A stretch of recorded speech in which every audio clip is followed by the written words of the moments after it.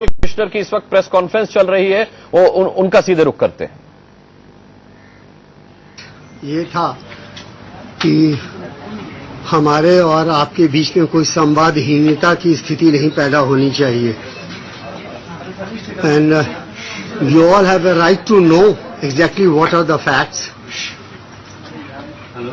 We owe this duty to you accordingly. आप जैसा बोलेंगे आप बोलिए। तो इसीलिए आप लोगों को तकलीफ दिया गया है। विषय वस्तु आप लोगों को पता है। इस तरह की मिसगिविंग्स की ये हमारे लिए ये केस एक प्योर और शुद्ध एफआईआर है और इसके आगे और पीछे किसी तरह की मंशा नहीं निकाली जानी चाहिए। केस के बारे में मैं अनुरोध करूंगा, रिक्वेस्ट करूंगा राजन भगत साहब से कि वो केस के बारे में आप लोगों को समुचित जानकारी दे दें संक्षेप में। राजन इधर आ जाओ।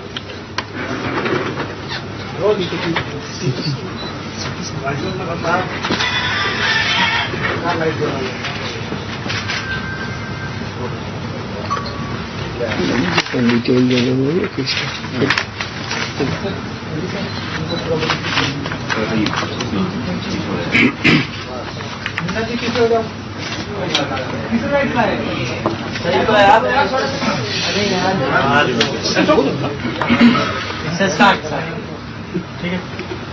बार काउंसिल ऑफ दिल्ली एक स्टैट्यूटरी बॉडी है।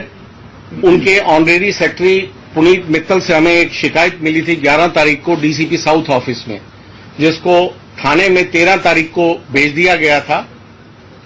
जिस शिकायत में ये लिखा हुआ था कि जो एकेडमिक डॉक्यूमेंट्स इन्होंने बार काउंसिल में अपने आप को एडवोकेट रजिस्टर कराने के लिए जो सबमिट किए हैं, जो कि बीएससी ग्रेजुएशन की डिग्री, उसके मार्कशीट, एलएलबी प्रोफेशनल सर्टिफिकेट जो उन्होंने प्रोविजनल सर्टिफिकेट दिया वो और उसकी मार्कशीट, उसको उन्होंने कहा कि ये फोर्ज लगती हैं, उसकी एक शिकायत हमें दी।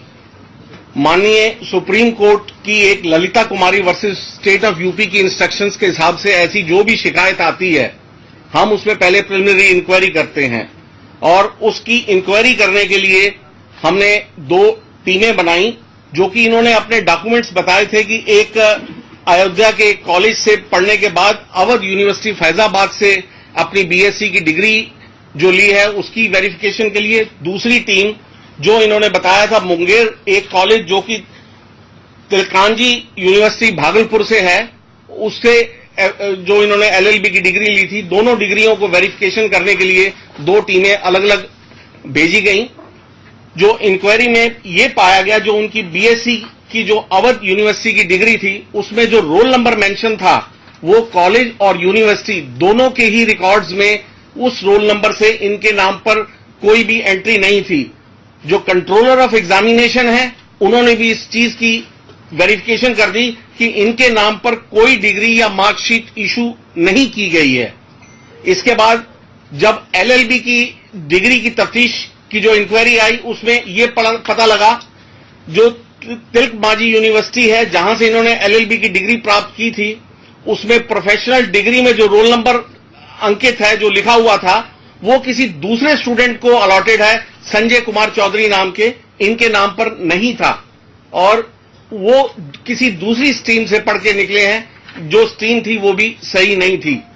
कंट्रोलर ऑफ एग्जामिनेशन ने तिलका मांझी यूनिवर्सिटी के ये तस्दीक की है, बताया जो फैसिमिल सिग्नेचर्स इनकी प्रोविजनल डिग्री पे और 3rd ईयर की मार्कशीट पर हैं वो भी फोर्ज है, वो उनके जेन्युइन नहीं पाए गए। इसके अलावा जब यूनिवर्सिटी का जो दूसरा रिकॉर्ड देखा गया जिसमें माइग्रेशन सर्टिफिकेट एक लगा हुआ था, जिसमें यह बताया गया था कि ये बुंदेलखंड यूनिवर्सिटी से माइग्रेट होके आए हैं, जबकि मैंने आपको बताया कि बीएससी की जो डिग्री है इनके पास अवध यूनिवर्सिटी की थी। बुंदेलखंड यूनिवर्सिटी से भी जब पता किया गया तो ये पता लगा कि इनके नाम से कोई भी इस तरह का माइग्रेशन सर्टिफिकेट नहीं इशू किया गया। जो रजिस्ट्रेशन नंबर इनकी रिकॉर्ड में अंकित था, जो इनकी जो तिलक मांझी यूनिवर्सिटी में जो इन्होंने सबमिट किया था, वो नंबर भी जो था इसमें बुंदेलखंड यूनिवर्सिटी में वो 2001 का नंबर था, जबकि ये एलएलबी अपनी 99 में कंप्लीट कर चुके थे। तो इन सभी तथ्यों को देखते हुए इंक्वायरी जो हमने पूरी करने के बाद किसी जल्दबाजी को ना करते हुए पूरे हालात को जानते हुए ये मुकदमा दर्ज करके ये गिरफ्तारी अंजाम दी है। क्या क्या धाराएं लगाए हैं? सेक्शन क्या? 420, 467, 468, 471, 120 बी आईपीसी के तहत एफआईआर दर्ज की गई है। उन्होंने कहा कि एफआईआर जिस वक्त में दर्ज किया गया उसके बाद कुछ इत्तला नहीं दी गई, कुछ बताया नहीं गया, बस जाकर के घर ले जाने के बहाने ले गए और बीच में से रास्ते में से स्किप कर गए। जो एक माननीय सदस्य होते हैं असेंबली के और मंत्री होते हैं और जो एडवोकेट होते हैं, उस सिलसिले में जो भी औपचारिकताएं और जो भी कानून में प्रावधान है सभी का पालन करते हुए और पूरी इंक्वायरी करते हुए सुप्रीम कोर्ट, अपेक्स कोर्ट की गाइडलाइंस को फॉलो करते हुए हमने ये गिरफ्तारी की है। सर, एक्यूज को 160 का नोटिस दिया गया था क्या? बिल्कुल दिया गया था। कब दिया गया था सर? नोटिस कब दिया था? आप लोगों से एक मेरी दरख्वास्त है कि बहुत ज्यादा तफ्तीश के बारे में बताना इस केस के बारे में शायद उचित नहीं होगा, तो मैं तकनीकी सवालों के बारे में आपसे अनुरोध करूंगा कि सर विधानसभा अध्यक्ष को इसके बारे में क्या बताना, इस तरह के मामले में पहले बताया जा सकता था या नहीं? उनकी गिरफ्तारी से पहले क्या वो चीज थी, पॉसिबिलिटी जिसको निगलेक्ट किया गया? जो भी कानून के हिसाब से जो भी बंदिशें हैं उन सबों का पूरा पूरा पालन किया गया है। So, Mr. AAP leaders have alleged that he was virtually kidnapped, hijacked, and then taken away from that spot. And he was also beaten up and he was made to sign some papers inside police station. Leaders like Ashutosh and Kumar Vishwas have leveled these allegations. They have all the rights to allege whatever they feel like. Sir FIR कब दर्ज हुई? 8 तारीख को ये FIR दर्ज की गई है, 8 जून को। कितने बजे तक? मतलब टाइमिंग और ये सब डिटेल्स एक रिकॉर्ड का विषय है और तकनीकी डिटेल्स में हम नहीं जाना हम कोर्ट में जा रहे हैं, उनको लेकर के हम जाएंगे तो वहाँ पे कोर्ट में ऑलरेडी है, तो वहाँ से अभी तक कुछ इन्फॉर्मेशन मिल पाई कि कोर्ट से क्या? हमें नहीं पता है। जैसे ही इन्फॉर्मेशन मिलेगी आपसे शेयर की जाएगी। पुलिस रिमांड मिलेगी वेरीफाई करने के लिए बाकी चीजों को? अभी प्रक्रिया चल रही है, जो भी इसका नतीजा सामने आएगा आउटकम वो आपसे शेयर किया जाएगा। एक मिनट, मैं request now to mister joint CP Ranveer Krishnaiah.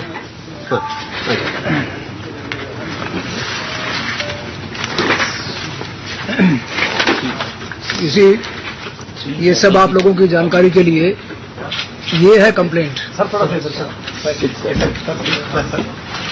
ये कई पेज की कंप्लेंट है, इसमें कई डॉक्यूमेंट्स हैं इसके अंदर, जो कि बार काउंसिल ऑफ दिल्ली ने पुलिस को विथ फॉर्मल कंप्लेंट प्रोवाइड किए थे।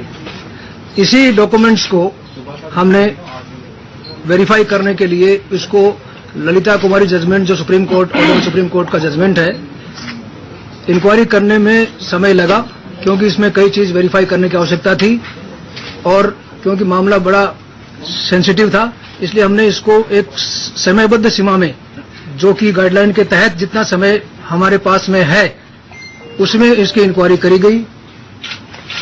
जो डॉक्यूमेंट्स की जहां तक बात है, बेसिकली 2 यूनिवर्सिटीज के डॉक्यूमेंट्स हैं जो कि ऑनरेबल मेंबर ने बार काउंसिल ऑफ दिल्ली को सन 2010 में जमा कराए गए थे अपनी एप्लीकेशन के साथ। उस एप्लीकेशन का भी इसके अंदर साथ में इनक्लोज किया उन्होंने। ये जो उनकी एप्लीकेशन जो बार काउंसिल ऑफ दिल्ली को जमा कराई थी, ये एप्लीकेशन है इनकी, और इस एप्लीकेशन के ऊपर इन्होंने जो अपनी प्रक्रिया होती है उस प्रक्रिया के मुताबिक 2011 में इनको एनरोलमेंट एज एन एडवोकेट दर्ज किया। इस एनरोलमेंट के दौरान कई तरह की डॉक्यूमेंटेशन इनको रिक्वायरमेंट होती है, 10वीं का, 12वीं का, कॉलेज का, LLB वगैरह जो भी उनके पास डिग्री होती है और बाकी और जो सर्टिफिकेट आवश्यकता होती है, सबके सब डॉक्यूमेंट उनको जमा कराने पड़ते हैं। जो डॉक्यूमेंट उन्होंने जमा कराए, हमारा मैंडेट है कि उस डॉक्यूमेंट को हम वेरीफाई करें और वेरीफाई करने के बाद में जब हमें लगे कि ये डॉक्यूमेंट जैसा एलिगेशन लगाया जा रहा है उसके हिसाब से है कि नहीं है, इसी मद्देनजर रखते हुए हमने इंक्वायरी करी गई। और इन इंक्वायरी के दौरान जो डॉक्यूमेंट्स और जो रिपोर्ट्स हमने कलेक्ट करी डिफरेंट यूनिवर्सिटीज कॉलेज से, वो हम इकट्ठे करके हमारे ऑफिसर्स गए थे, वो लेके आए, जिसके अंदर राममनोहर लोहिया यूनिवर्सिटी की जी ये चिट्ठी है जो उन्होंने हमको प्रोवाइड करी थी, जिसके अंदर उन्होंने लिखा है कि जो डॉक्यूमेंट आप सबमिट कर रहे हो वो हमारे यहां से इश्यू नहीं है। ये मार्कशीट के बारे में उन्होंने जिक्र किया। ये फैजाबाद की जो कॉलेज थी बीएससी की, उन्होंने ये अपने लेटर हेड के ऊपर चिट्ठियां हमारे जो इंक्वायरी अफसर को दी। ये उस वक्त जो ऑफिस सुपरिटेंडेंट थे उन्होंने अपने बयान दिए कि ये जो डॉक्यूमेंट जो साइन है ये ठीक नहीं है। तिलका मांझी यूनिवर्सिटी का ये डिग्री जो कि बार काउंसिल ऑफ दिल्ली ने अपनी कंप्लेंट के साथ अटैच किया था, इसको वेरीफाई किया गया, ये भी उनकी रिपोर्ट के मुताबिक ठीक नहीं है। सिमिलरली इनके जो बाकी मार्कशीट हैं, ये सब डॉक्यूमेंट और इनकी रिपोर्ट जो है यहाँ पर document along with the report of the university concern और द कॉलेज कंसर्न, ये सब हम लोग लेके आने के बाद जब प्राइमा फेसी लगा कि इस कंप्लेंट के अंदर कॉग्निजेबल ऑफेंस बनता है, हमने इसका कॉग्निजेंस लिया अंडर द सीआरपीसी और एक मुकदमा कायम किया। और वो मुकदमा दर्ज करने के बाद इन्वेस्टिगेशन की जो भी प्रोसेस है, जो भी प्रक्रिया है, तो सीआरपीसी के अंदर और जो डिफरेंट सुप्रीम कोर्ट के गाइडलाइंस हैं उसके तहत पूरी कार्रवाई करी गई है। ये भी कहा गया पुलिस ने इनको इन्वेस्टिगेशन के लिए कई बार बुलाया, ये नहीं आए, ये तब की बात थी। ऐसा तो हमने नहीं कहा। क्या बताएं? पुलिस ने इनको कई मर्तबा बुलाया था इन्वेस्टिगेशन के लिए कि उसमें आए पार्टिसिपेट। ये हमारे संज्ञान में नहीं है इस बात। सर, आप नेताओं का ये भी आरोप है कि इतनी जल्दबाजी क्या थी अरेस्टिंग करने में, और क्योंकि ये मैटर पहले भी कोर्ट में चल रहा है तो कोर्ट जल्दबाजी इसको हम नहीं कह सकते, क्योंकि 11 मई से लेके और 8 जून तक का समय काफी लंबा समय होता है, और यदि आप जल्दबाजी कहोगे इस इतने समय को तो फिर ये उचित नहीं होगा। और ये एक प्रक्रिया है, उस प्रक्रिया को जो कि as per the law mandated है उसी के तहत कार्रवाई करी गई है। इसके अंदर हमने पूरा समय लिया है इन तमाम चीजों को वेरीफाई करने के लिए और एक ओपिनियन फॉर्म करने के लिए, जो कि पुलिस को अधिकार है सीआरपीसी के तहत कि कोई भी कंप्लेंट प्राइमा फेसी कोई कंप्लेंट कॉग्निजेबल ऑफेंस डिस्क्लोज करती है या नहीं करती है, उसके बाद में ओपिनियन बनाने के बाद में then we register case in such matters. Sir, किसी मंत्री को अरेस्ट करने के लिए कोई प्रोसीजर होता है दिल्ली पुलिस के पास, तो उसको करने के लिए किसी स्पीकर को बताना हो या आईजी को बताना? तमाम प्रोसीजर्स सीआरपीसी के तहत या पार्लियामेंट असेंबली के जो जितने भी कायदे कानून हैं उसके तहत तमाम का पालन बिल्कुल लेटर एंड स्पिरिट में किया गया है। सर, आप लोग कह रहे हैं कि एफआईआर 8 को हुई है, उप मुख्यमंत्री दिल्ली ने कहा है कि एफआईआर सुबह 3 बजे हुई है, यानी वो 9 तारीख हो जाएगा, तो आप लोग वक्त बता दीजिए। इस पूरे मामले पर हमारी नजर बनी रहेगी, चर्चा जारी रहेगी। एक छोटा